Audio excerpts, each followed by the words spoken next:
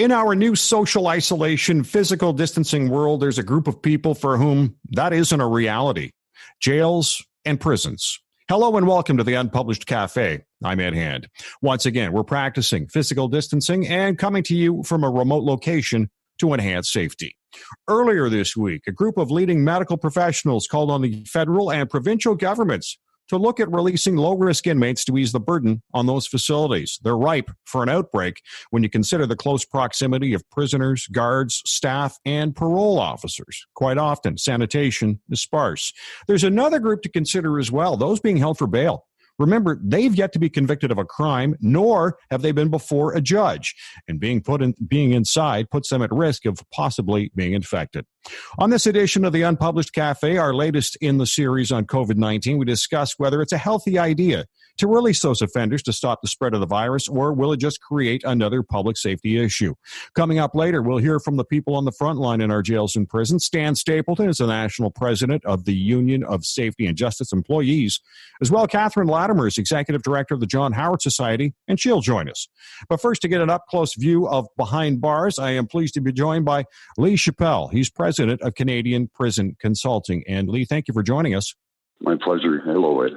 First off, do you consider the release of low-risk offenders a health issue or a public safety issue? Well, I think public safety certainly is in the foremost when we're looking at something like this.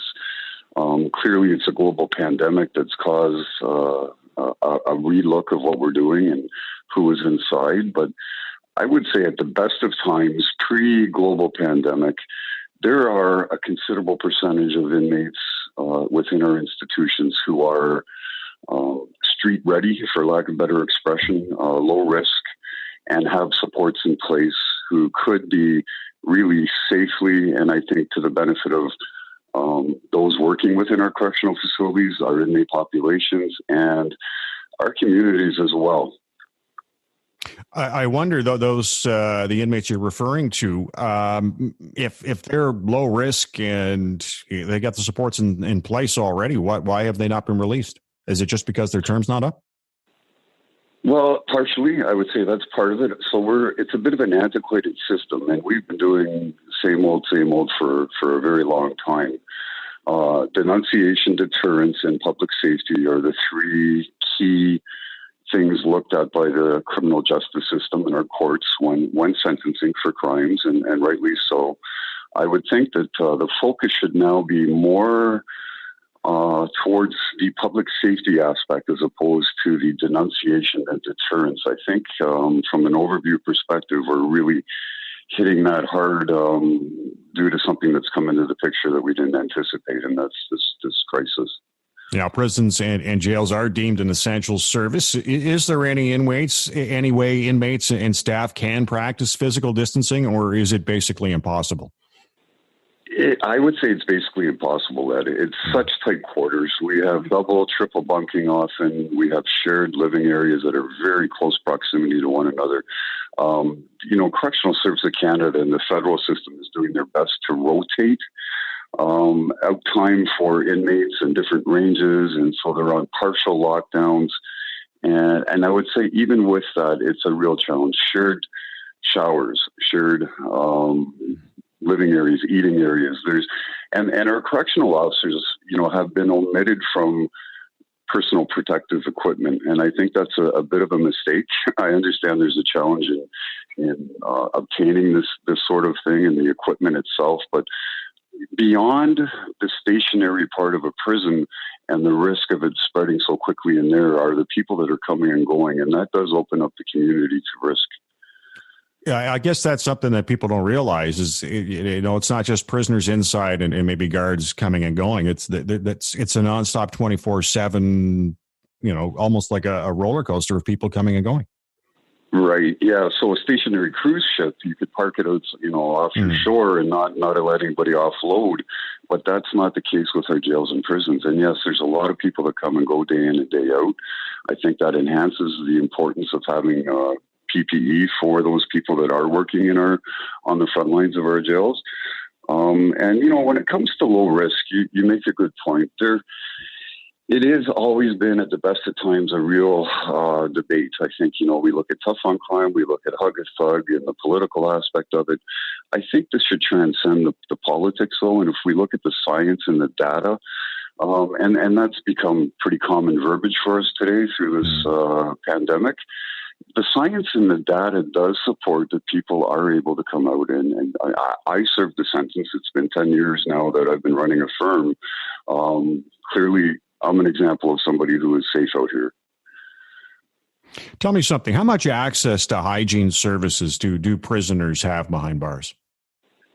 It's fairly minimal, Ed. The provincial corrections, it's much tougher. The federal system has a better opportunity for hygiene. Provincially, it's really tough. You're talking 2 to 3 in a cell, shared toilet, shared shower, shared sink, really tight living quarters, and minimal cleaning. The issue of cleaning supplies is minimal at the best of times. I know they've tried and they've increased it, but I still say this presents a real challenge. And I guess one thing to think about, hand sanitizer is obviously top of mind for a lot of people, but that can't be handed out in a prison or a jail because it's alcohol based, right? Correct. Yeah. So there's a risk that goes along with that. And so methodology, how is it delivered? And that would be a challenge, and it's a legitimate one. As I mentioned before, I think there's many people that are street ready. I think there's people that are street ready that I work with the day they're sentenced. However, on the flip side of that, there are many people within our jails and prisons who may never be likely for ready for community living. Is there not the ability to segregate the population instead of, releasing some of these low risk offenders, or are we just so overcrowded that this is the only way to release the pressure? Right. So I think what it does is it does establish and reflects the fact that we were overcrowded to begin with and that our system was overcrowded. So it does pose a challenge to, our isolation cells. I can speak from experience with my clients in our provincial jails in Ontario. The hole in the isolation cells are full. They're just packed, and that's been predominantly by choice. The inmates have wanted to go there as a form of protecting themselves, so there's no cells left available. Lee Chappelle is joining us on the Unpublished Cafe. He's president of Canadian Prison Consulting as we talk about the possible release of low-risk offenders from jails and prisons in Canada to offset the pressure and possibly reduce the risk of an outbreak of COVID-19 behind those walls. And, I'm kind of wondering here, Lee, in terms of healthcare in a jail or in a prison, what's available for both staff and the inmates? Well, and that's a great point, Ed. I think a lot of people don't walk it through to that point. But provincially, again, and we have significant differences between our provincial and federal systems. In the provincial system, healthcare is sparse at best. And to see a healthcare person, it takes 2 correctional officers to escort them, either the inmate to the healthcare or healthcare to the inmate to the range. So that's a real challenge within. And then the federal system, there are healthcare units within our institutions, but we're unlimited movement right now with running within our institutions. So it's a little better in the federal system, but I would say provincially it's a real challenge for anybody to see healthcare, and not only that, the logistics for that to occur now. It was always a challenge. It's enhanced through this pandemic. You talked about using science and data. How can you assure people that the release of low-risk offenders will not lead to, I said a public safety issue, but reoffending more crime, that kind of a thing? Well, the data, I think, does show what works. And, we've always been back and forth, and I think this is true probably everywhere in the world, in Canada, that the public, it would take a little bit of a change of heart. Many people believe it important that a full sentence be imposed. Frankly, to be honest, there is no judge nor correctional service who has a recipe for creating a pro-social convict. It's not like baking cookies. We can predict 45 minutes in the oven produces a quality product. So there are a lot of tools. There are assessment tools. There are risk assessments. There's a way of determining risk. But the key for me with the people I work with, has always been ownership, accountability, insight, and remorse. And I hammer those points home with them. Most people who've made the mistake are sitting right now, and I think terrified, probably rightly so, to be sitting in these jails and have a real vested interest to come out and be part of a positive, not to reoffend, but just to be safe. They have families, homes to go to. I'm not all that keen on releasing the ones that don't have those supports in place, and it would be more of a challenge at least. But there are many that do have that pre-existing. Before any release from jail or prison with these low-risk inmates, would they be tested for COVID to make sure they're not going to bring it into the community? I'd have to think that would be a key. It would be no different than a border crossing. And then minimally, we have stay-at-home orders. So if people are coming out, there are things that can be applied, like electronic surveillance programs, bracelets. And I would say part of the mandate, at least for the indefinite future, is stay at home. How quickly do you feel government should move to release low-risk offenders? It's tough. I think it's easy to be critical. It's a huge organization Canada-wide, the Federal Correctional Service of Canada. I have a lot of respect for who's running it, Ann Kelly, Deputy Commissioner in Ontario, Scott Harris. These are good people who I've spoken with. But I do believe this is a real challenge, and it's beyond corrections for everybody in every industry. It's tough. I think it's one of those things where you're relying on science, you're relying on data, yet you're also aware politically there's a real risk here no matter what way you go. Yeah, politics is, I guess, a wild card in this whole thing, isn't it? It is for sure. Our correctional system is apolitical by nature. It's an institution, but nonetheless, clearly, Public Safety Minister Blair does have the opportunity to pull out the Corrections Conditional Release Act and have en masse releases through various parts of legislation. But I don't see that happening, nor I just see that as a considerable risk. Lee, I want to thank you for joining us. Thank you. Thank you for having me. Lee Chappelle is the president of Canadian Prison Consulting. While we know there are several inmates held in a cell, there's no ability for them to physical distance from each other. Also would risk those on the other side of the bars, guards, staff, parole officers of the facility. Stan Stapleton represents those frontline workers as the national president of the Union of Safety and Justice Workers, and he joins us today. And Stan, how much contact would you say your members deal with in a day in dealing with inmates? Well, depending on the job you're doing, the contact can be continuous. For example, if you're working in the kitchen and the offenders are there helping you prepare meals and such. If you're a parole officer, the contact is usually set up when you have a meeting that you need to discuss things with the offender. If you're a program officer, you will have offenders come into a closed room, and there could be quite a few. And you're teaching those people as well as teachers would be the same type of situation. So depending on the job, it could be continuous, it could be sporadic. Has the Correctional Service and Parole Board brought in changes to improve health and safety behind bars? Boy, that's a pretty broad question. Health and safety is always a difficult thing to work with or figure out within a prison. If you're speaking specifically to the COVID case, yes, they have brought things in. We have, however, had to push pretty hard Corrections Canada to bring in measures to protect the safety of both offenders as well as staff. Now, I understand that those within the walls that are working within the walls of jails and prisons, they're not getting personal equipment like masks and gloves and that kind of thing. Are you seeing that? Yes, certainly they were not. Now, recently, last week, finally masks were being distributed to staff, and every staff member will get a mask, but because of the shortage, right now it's a mask every 2 days. Now, they are allowing individuals to wear their own masks, that they have homemade masks. They are allowing that.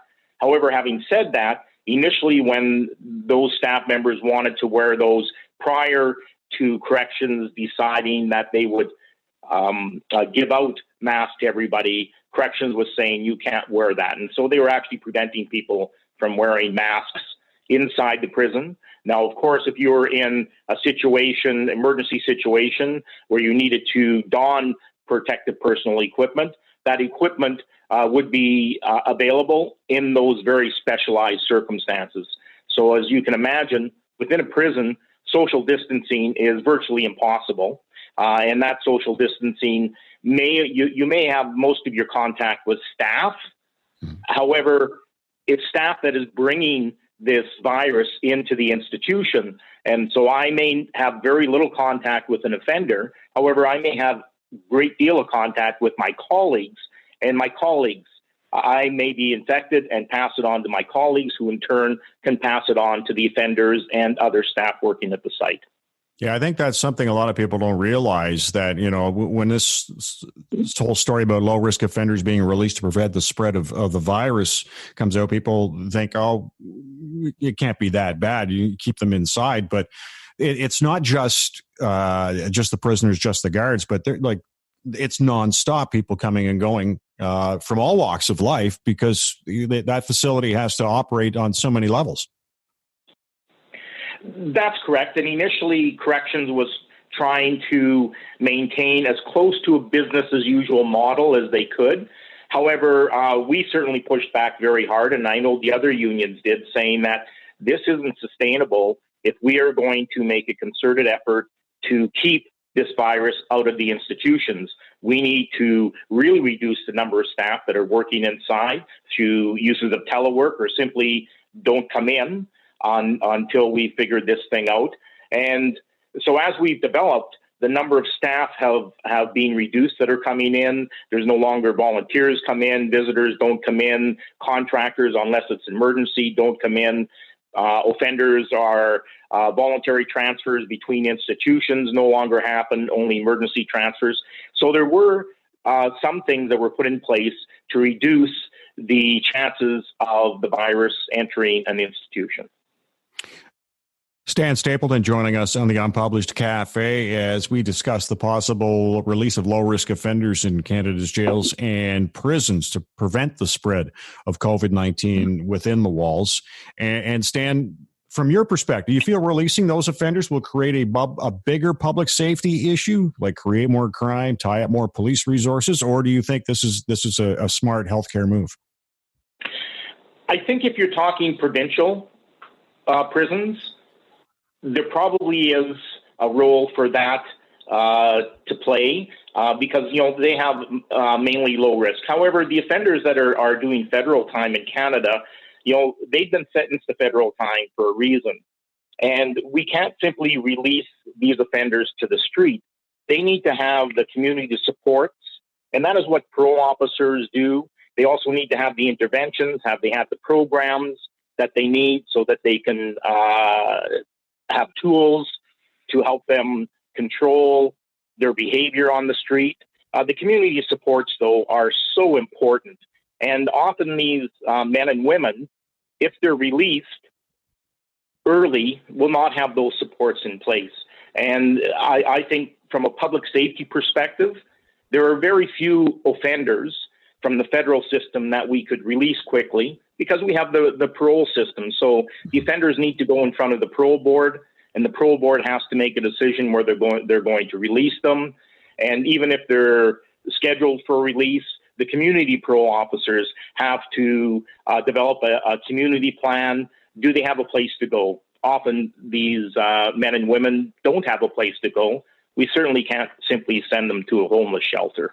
So from a public safety perspective, it's very difficult from a federal prison to simply say, hey, you can go out. From your perspective, have the provincial and federal governments reacted quickly enough to deal with this issue? I cannot speak for the provincial government because I'm not associated with them. Certainly from the federal perspective, corrections was slow off the start, quite frankly, in my opinion. However, things are improving. But we're also a month into it, and things that are happening now likely should have happened right at the very beginning.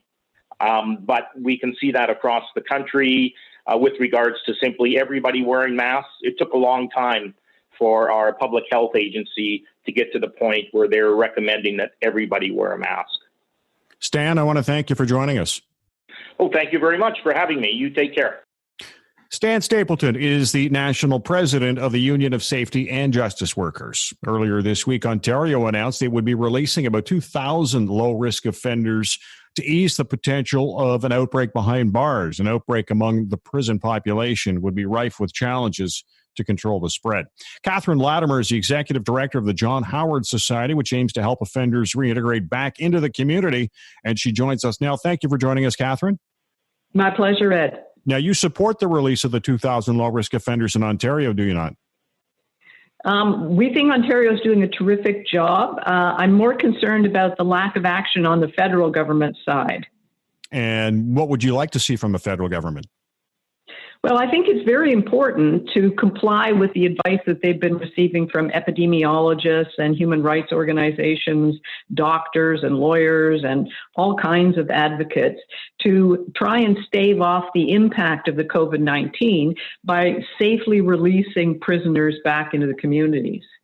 Now, in terms of those federal prisoners who might be considered low risk, do they have the community supports behind them, so if they are released, they'll be fine when they come back into the community?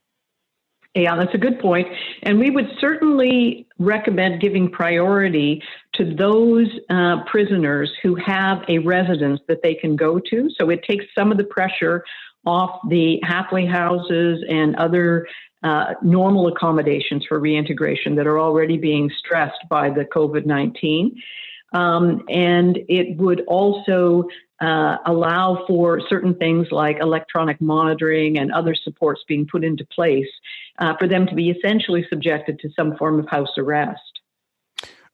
You know, when you look at the situation about releasing low-risk offenders, you know, I think the line I've seen a few times and has been thrown at me when I bring it up is the get-out-of-jail-free card. But that's kind of a simplistic way of looking at it, is it not? Yes. Well, the reason why it's important to take care with respect to the jails and the prisons is that they serve as an accelerator for this particular virus, or any particular virus, but particularly this one, which is very infectious. So if they're allowed to incubate in the prisons, the spread back into the community is greater, and it also stands a risk of overwhelming local healthcare providers. You know, we had the 2,000 that were low-risk inmates that were released in Ontario, and I'm wondering, before they're released, you know, obviously with supports and everything in place, before they're released, are they tested for COVID-19 to make sure they're not possibly bringing the infection out into the community? Yeah, I'm not entirely sure what they're doing in Ontario, but I do know that some of the John Howard halfway houses in places like Alberta clearly expressed to me they would prefer that the prisoners be tested before they come out, and that would make it a lot easier to take them into our halfway houses, because we do have a duty of care to those that are already in the halfway houses, and we want to avoid a spread of infection.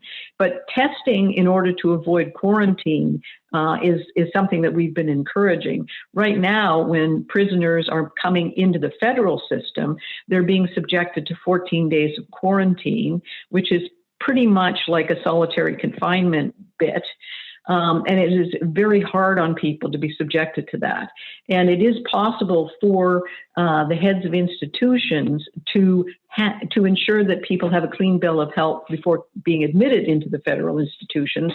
So they could ask that these people be tested and not be suffering from COVID-19 before they come in. So, if someone is going into a federal prison, they would be isolated for 14 days. What about local jails? Would it be the same situation or no? I think they would be trying to protect the inmate population as best they can, which would include some form of quarantine. They may be limiting it to people who are showing symptoms. The difficulty with the local jails is that they're much more crowded and you've got much more churns, more people coming in and out. So it's harder to control the virus in the local jails than it is in some of the federal jails. But they're still not doing enough in the federal jails either. Now, what evidence do you show to people that releasing low-risk offenders won't become a public safety issue? I think the evidence is pretty good that there are people who have already been, at least on the federal side, there already have been a lot of prisoners identified as being low risk. So they have been given day parole or full parole or unescorted temporary absences into the community. And if they haven't screwed up on that, there's a good chance that they can be trusted in the community, particularly under circumstances where they will be likely subject to the same kind of social exclusion and isolation that the rest of us are experiencing. So there are opportunities to commit crimes or get involved with the wrong people are going to be significantly limited. I think that the numbers that we have of people successfully reintegrating are pretty high, particularly with certain groups that cause people to be a bit concerned, because it is often the people who've committed a single act of violence in the past that have the lowest recidivism rates. And so they should really be given, careful consideration now in terms of being released into the community, rather than what we would call nonviolent crime. But if you've got a serial perpetrator, their risk is harder to manage in the community. You know what? One sort of aspect of the whole thing, you brought it up a little earlier, in the whole correction service, prisons, jails, halfway houses. What's the federal and provincial government looking at for those to make sure they're still safe? Well, I think the halfway houses, the managers and others are in active conversation with the prison authorities to try and figure out how best to manage this. So I think there is a good set of collaboration going on there. There certainly is an element of concern about being able to maintain requisite social distance. Like some of our halfway houses, people share rooms, things like that, which is not desirable. And so many halfway houses are taking fewer people at this time in order to ensure that they're adequately protected on their way out, which is not entirely helpful, which means we really need to be looking at some creative solutions as people are coming back into the community. For example, a couple of prisoners were released from Port Cartier, which is a maximum security prison in Quebec, and they had reached their statutory release date, so there was no grounds to retain them in the prisons, but they were worried about them bringing COVID-19 possibly into the community. So they were placed in a hotel for 14 days to ensure that they were not contagious before being allowed to go back to their own communities. Something like that can be done. There's lots of empty motels and hotels and university residences and a variety of other things that with some, innovation and creativity could be used to support the safe social reintegration of people back into the communities and to prevent the spread of the disease. Catherine, I want to thank you for joining us. My pleasure. All the best to you, Ed. Catherine Latimer is the executive director of the John Howard Society. Now it's time for you to weigh in on the issue. We want to know, do you support the release of low-risk offenders from jail and prison to avoid an outbreak of COVID-19? Yes, no, or you're undecided. You can log on and vote right now at unpublished.vote. And we'd like to thank you for taking notice of Unpublished Media and the Unpublished Cafe, along with unpublished.vote, as we aim to bring you more information and insight into the COVID-19 pandemic. I'd like to thank Lee Chappelle, president of Canadian Prison Consulting, as well as Stan Stapleton, national president of the Union of Safety and Justice Workers, as well as Catherine Latimer, executive director of the John Howard Society, for joining us. And I thank you for listening to the Unpublished Cafe. Stay safe. I'm Ed Hand.